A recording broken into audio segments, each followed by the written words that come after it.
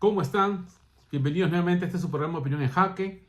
Soy el pastor Wilfredo Beltrán y les agradezco por acompañarnos en este curso sobre cómo hacer teología. Hoy día vamos a examinar la posibilidad de si un ministro puede perder la fe. Vamos a ver qué dice la Escritura y vamos a hacer un breve examen a algunos pensamientos vertidos por Jesús Adrián Romero como ministro de alabanza y ahora como pastor. Porque es importante ver si el pensamiento de un creyente se ajusta a la Escritura. Eso va a ser fundamental. Y este es un aspecto práctico en la evaluación de los ministros que escuchamos. Aún yo mismo estoy bajo el sedazo de la palabra del Señor y ustedes pueden examinarlo a la luz de la palabra. Y eso es fundamental.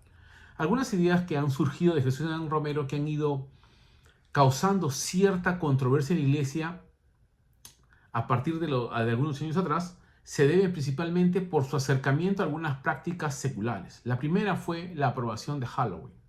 Él dijo que la iglesia, para acercarse socialmente al mundo secular, era importante tender puentes y participar de algunas prácticas sociales ayudan a la integración y facilitan la evangelización. Pues bueno, esta es una de las ideas que él ha estado promoviendo antiguamente. La iglesia estalló, ¿no? Por causa del pensamiento doctrinal que cuestiona cualquier tipo de participación en el ocultismo. Algunos plantean de que participar de los disfraces es participar del culto, en este caso a Satanás, ¿no? Movido por un mundo ténebre, ¿no? Y digamos lleno de fantasmas, demonios y brujas. Bueno, eso fue una controversia, afectó su prestigio y su reputación, por supuesto. No hubo opción a cuestionamientos, a diálogos, o en este caso a explicar con mayor precisión qué pretendía compartir exactamente. ¿Es un acercamiento a las prácticas oscuras o un puente de evangelización? Bueno, ahí empezó el conflicto. Otra de las cosas que surgieron con el tiempo fue su conflicto con la iglesia. Él dice de que Jesús aprobaba a los cristianos, pero tiene problemas con la iglesia institucionalizada, ¿no? Y por supuesto la iglesia estalló, ¿no? La iglesia que regularmente le invitaba o las iglesias, ¿no? A nivel mundial, que lo invitaban a participar, digamos, en sus eventos, o creaban eventos para que él participe, o apoyaban sus giras, digamos, los tours que hacía para promover la música cristiana, tuvieron un cuestionamiento mayor, ¿no? Y el asunto comienza a tomar ciertos matices que generan cierta duda sobre lo que él ahora está proponiendo, ¿no? El asunto avanza cuando dice que ya no enseña música cristiana, perdón, que él no canta música cristiana, sino que él hace música espiritual. Y le da un matiz más social, ¿no? Y esto, por supuesto, va de la mano con el progreso del avance de su música del campo evangélico al mundo secular.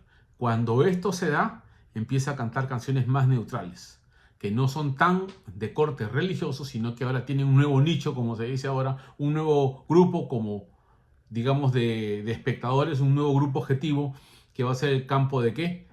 De la recepción de su talento en este caso, su talento musical.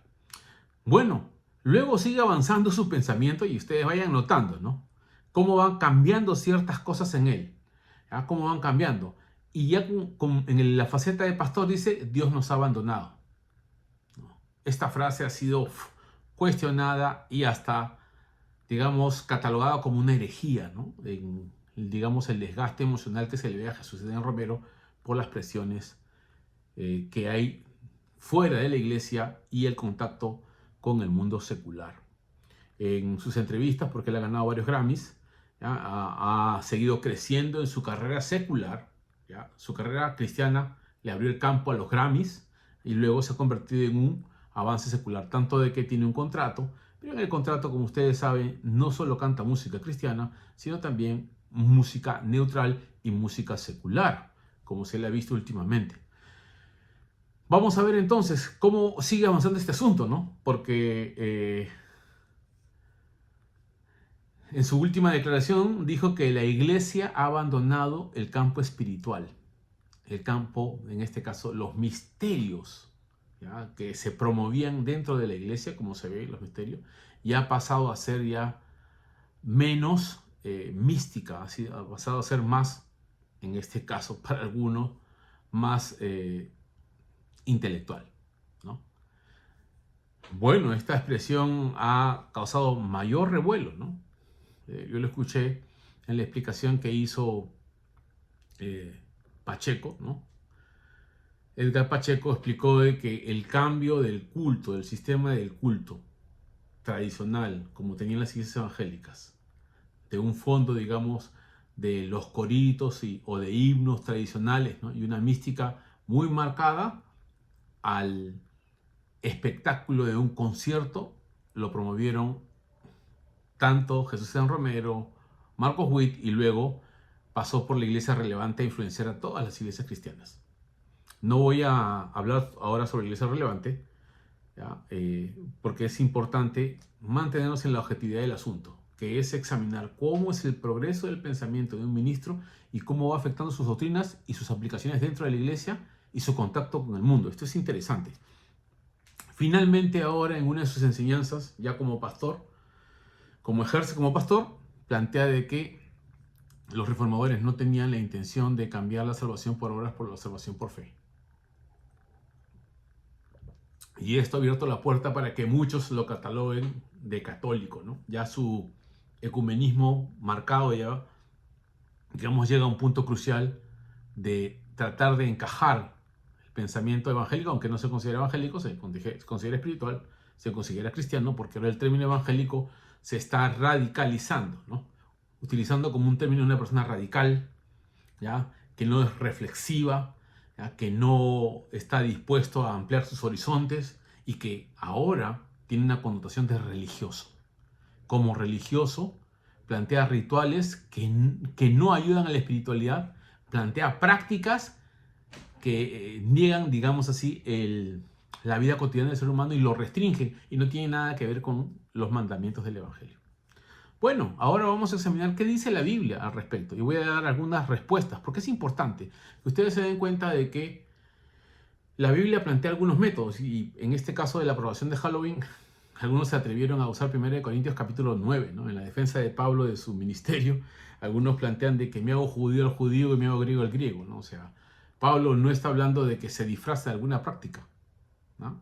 Sino más bien tiene un acercamiento a la cultura, digamos, que facilita la comunicación, ¿no? Él nunca dejó de ser rabino ni vestirse como rabino, ni se vestía como ellos, ¿no? Sin embargo, tenía un acercamiento cultural a las personas, conocía su realidad, por supuesto, ¿no?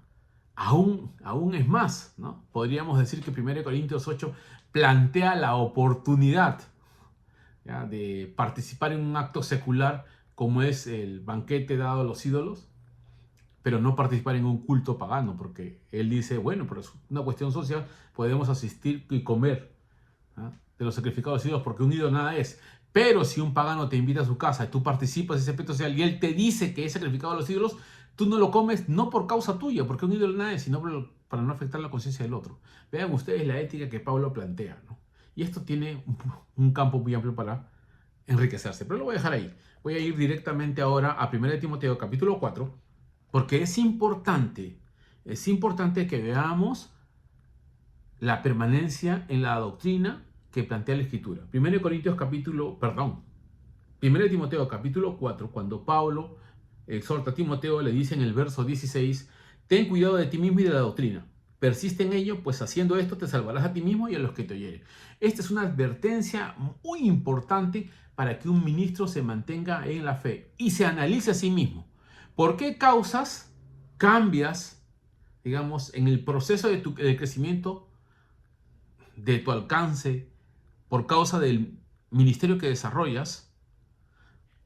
Comienzas a permitir ciertas licencias. Yo sé que en el acercamiento uno se vuelve diplomático para poder tender puentes y llegar a más personas. Pero ¿en qué momento se debe sacrificar la doctrina? ¿Eso enseña la Escritura?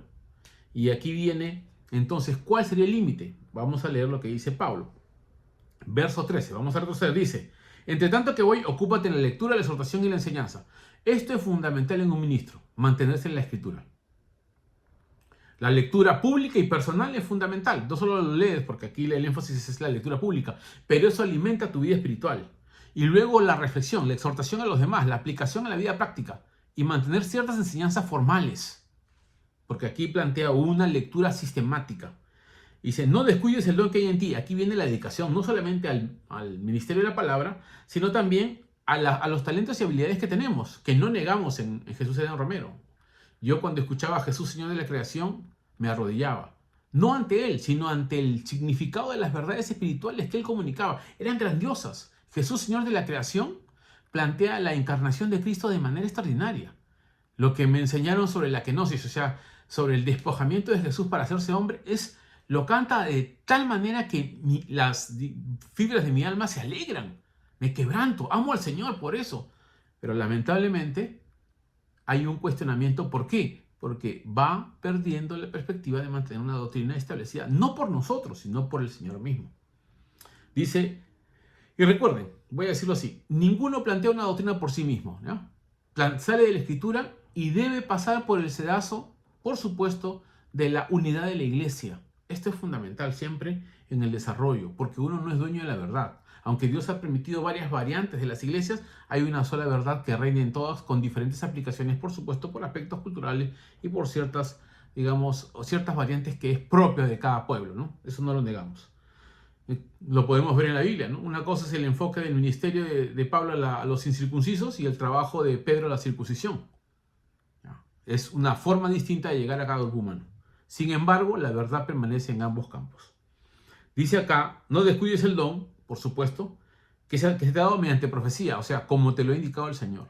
El don, a pesar de ser nuestro y de ser parte de nuestra vida y de enriquecer nuestra vida personal y en este caso nuestra influencia sobre los demás, no te da derecho a no usarlo fuera de él, no te da derecho a usarlo fuera de la voluntad divina. Esto es importante. Ocúpate en estas cosas, permanece en ellas para que tu aprovechamiento sea manifiesto a todos. Aquí viene la dedicación. Mientras hay una sabia y rica dedicación al talento que tienes, al enfoque de la profundidad de las verdades bíblicas, al desarrollo de tu talento y expresar esas verdades conforme Dios te lo ha indicado en el estilo de música, el ritmo que tiene, eso para mí no causa ningún cuestionamiento. Lo importante es que te mantengas en la verdad.